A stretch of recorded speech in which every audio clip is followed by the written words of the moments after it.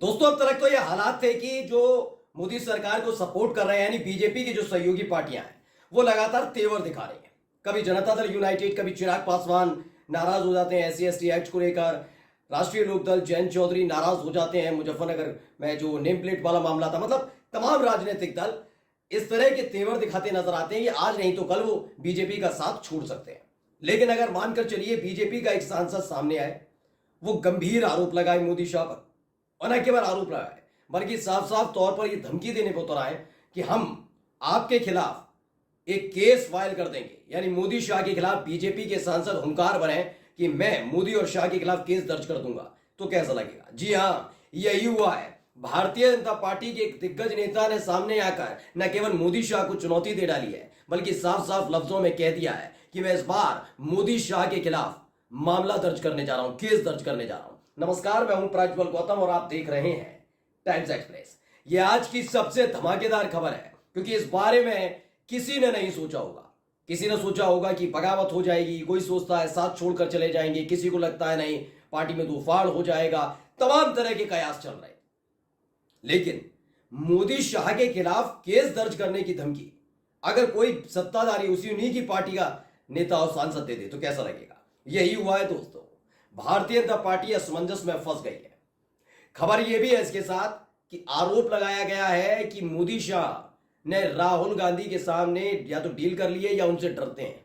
यह साफ साफ लफ्जों में बीजेपी सांसद का कहना है क्योंकि इस बार राहुल गांधी के तेवर के आगे ना मोदी की चल पा रही है ना शाह की चल पा रही है। हम तो दिखाई रहे हैं लगातार। सोचिए, जिस संसद के अंदर से विपक्षी पार्टी के सांसदों को सिर्फ इसलिए उठाकर बाहर फेंक दिया जाता था क्योंकि वो अडानी के साथ मोदी की दोस्ती या फिर मणिपुर जैसे संगीन मामले पर मोदी शाह से सवाल करना चाहते थे। बस इसी मामले को लेकर उन्हें संसद से बाहर उठवाकर फेंकवा दिया गया।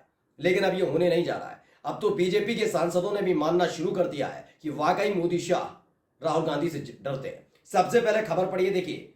ये हैं अमित शाह के बहुत खास माने जाते थे, नड्डा के खास माने, बीजेपी के नेता के खास माने जाते थे सुब्रमण्यम स्वामी। इन्होंने एक लेटर अपना ट्विटर हैंडल पर पोस्ट किया है। इसमें राहुल गांधी के लिए पर तमाम तरह के आरोप लगे हैं। दरअसल ये आरोप अभी के नहीं है, कई साल पहले यही आरोप सुब्रमण्यम स्वामी लगाते रहे।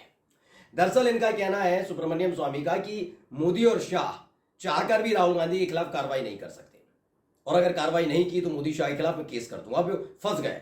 अगर मोदी शाह के राहुल गांधी के खिलाफ कार्रवाई करते हैं और सबूत नहीं मिलते तो फजियत हो जाएगी, जो नहीं भी मिलेंगे। वरना 10 साल में आपको लगता है कि राहुल गांधी के गांधी परिवार के खिलाफ जिस तरह से गंदगी उगली गई, नहीं कार्रवाई कर सकते थे? कर सकते थे। अगर नहीं की तो ये मोदी जी के सांसद डंके की चोट पर मोदी शाह के खिलाफ केस कर देंगे। अभी दो चीजें हैं, क्या लिखते हैं पढ़िए। पहले अंग्रेजी में पढ़कर बता रहा हूं, फिर आपको हिंदी भाषा में आसान शब्दों में समझाऊंगा। Why is Modi and Shah protecting Rahul Gandhi when he is a foreign citizen having acquired British citizenship in 2003 and started a company called Back Ops in London? His Indian citizen is invalid. If Modi continue to protect, I will have to file a case against him, Modi and Shah. अब ये हिंदी में आपको समझा देता हूं कहना क्या चाहते हैं। दरअसल इन्होंने कहा है कि मोदी और शाह राहुल गांधी की रक्षा क्यों कर रहे हैं, जबकि वो एक विदेशी नागरिक हैं जिन्होंने 2003 में ब्रिटिश नागरिकता हासिल की थी और लंदन में बैक ऑप्स नामक कंपनी शुरू की थी। उनका भारतीय नागरिक अवैध है। अगर मोदी बचाव करते रहे तो मुझे उनके खिलाफ यानी मोदी शाह के खिलाफ पर केस करना पड़ेगा, यानी सुब्रमण्यम स्वामी साफ साफ कहते हैं। दरअसल क्या होता है ना, मैं हमेशा आपसे कहता रहा हूं कि आप एक लिमिट तक ही इस तरह की भाषा शैली का इस्तेमाल करिए। जब आप लोगों की उम्मीदों पर बार बार कह के ये राष्ट्रवाद है, ये राष्ट्रद्रोही हैं, ये भ्रष्टाचारी हैं, ये घोटालेबाज है, ये तमाम तरह के आरोप लगाए जाते होते हैं, उसी के आधार पर आप चुनाव जीतते रहते हैं। और आप कहते हैं कि मेरे नाम की आंधी चली तूफान चला। किसी राज्य में पार्टी किसी और पार्टी के विधायक सांसदों को तोड़ने के बाद सरकारें बनाई जाती है और ये बताया जाता मैं तो चाणक्य हूं। एक लिमिट के बाद वही सारी चीजें जो आपका कल तक जिंदाबाद कह रहे थे वो समझ जाते हैं भाई कितने दिन तक किसी को आप गुमराह कर पाएंगे। बाद में पता लगेगा ना कि आप भी उतने ही लाचार और मजबूर हैं। तो उसके बाद वही लोग जो कल तक आपको जिंदाबाद आपका जिंदाबाद कर रहे होते हैं वही आप पर टूट पड़ते हैं। कि ये क्यों नहीं किया, वो क्यों नहीं हुआ, इसके खिलाफ कार्रवाई कैसे हुई, इसके खिलाफ कैसे नहीं हुई, ये तो बीजेपी सपोर्टर है, ये चाहे कुछ भी करे ये अच्छा होगा, ये कांग्रेस वाला है, ये तो गलत होगा, समाजवादी पार्टी, ये हुआ देश के अंदर। तो कल तक जो करते थे जिंदाबाद जिंदाबाद, अब वो उतर आए किस पर, डंके की चोट पर ही कहने पर उतर आए हैं कि मोदी शाह डरते हैं राहुल गांधी से। ये मैं आप खबर दिखाऊंगा, इन्हीं सुब्रमण्यम स्वामी ने कहा। अब आप सोचिए कि अदालत के चक्कर काटने पड़ सकते हैं मोदी शाह को, क्योंकि सुब्रमण्यम स्वामी के लिए कहा जाता है कि वो एक अच्छी तरीके से वकील भी हैं और अच्छी तरीके से अपने बात को रखते हैं। जो मोदी शाह के कहने पर, पहले सुब्रमण्यम स्वामी कैसे बीजेपी में आए, मोदी शाह के कहने पर जो लगातार गांधी परिवार पर हमला कर रहे हैं, अब वो उन्हीं सुब्रमण्यम स्वामी ने मोदी की परतें उखाड़नी शुरू कर दी है। देखिए ये तो बयान है ताजा जो भी मैंने आपको दिखाया। अब ये है 1 महीने पहले का, यानी 3 जुलाई इसी साल इन्होंने दिया था। एबीपी न्यूज ने खबर छापी, क्या लिखा, क्या गांधी परिवार से डरते हैं नरेंद्र मोदी, बीजेपी नेता सुब्रमण्यम स्वामी का दावा, पीएम नहीं कर सकते सामना, जब सीएम थे तब से। अब देखिए इसमें क्या बताया गया है। इसमें कहा है बीजेपी नेताओं ने, जो लिखा आगे खबर में, इसमें लिखा है भारतीय जनता पार्टी के सीनियर सदस्य सुब्रमण्यम स्वामी ने प्रधानमंत्री नरेंद्र मोदी को लेकर बड़ा बयान दिया है। क्या है बयान में, पढ़कर बता देता हूं। ये पिछले महीने का है।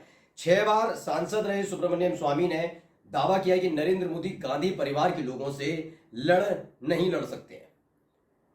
उन्होंने साफ साफ कह दिया कि नरेंद्र मोदी में हिम्मत नहीं है वो गांधी परिवार से लड़ ले। अब ये तारीख पहले देखिए, 3 जुलाई, माफी चाहूंगा, 3 जुलाई, यानी 4 जून को नतीजे आने के ठीक 1 महीने बाद उन्होंने ये बात लिखी है। 3 जुलाई को लिखी और 4 जून को नतीजे आए थे।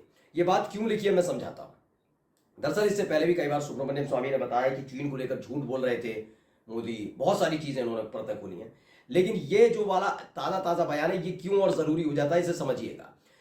4 जून को नतीजे आते हैं और 3 जुलाई को ये बयान दिया जाता है, जिसमें पता तो था ही कि 240 सीटें आई हैं, कमजोर और लाचार तो हो ही गए।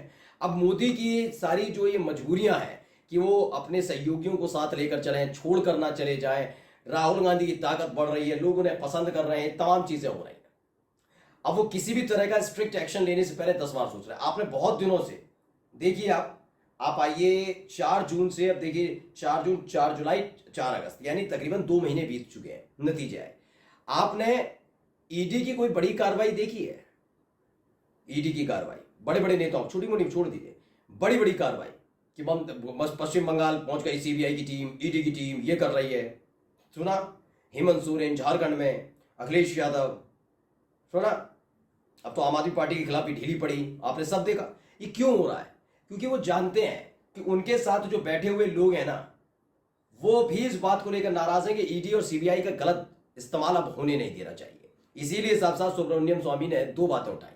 पहला तो ये कि जो करते रहे राहुल गांधी को जेल भेजते या फिर उनकी नागरिकता खत्म करते और नहीं कर पा रहे, तो आखिरकार अभी सुब्रमण्यम स्वामी जो बीजेपी के ही सांसद है, वो साफ साफ धमकी दे रहे हैं कि नरेंद्र मोदी और अमित शाह पर वो केस करेंगे। नमस्कार।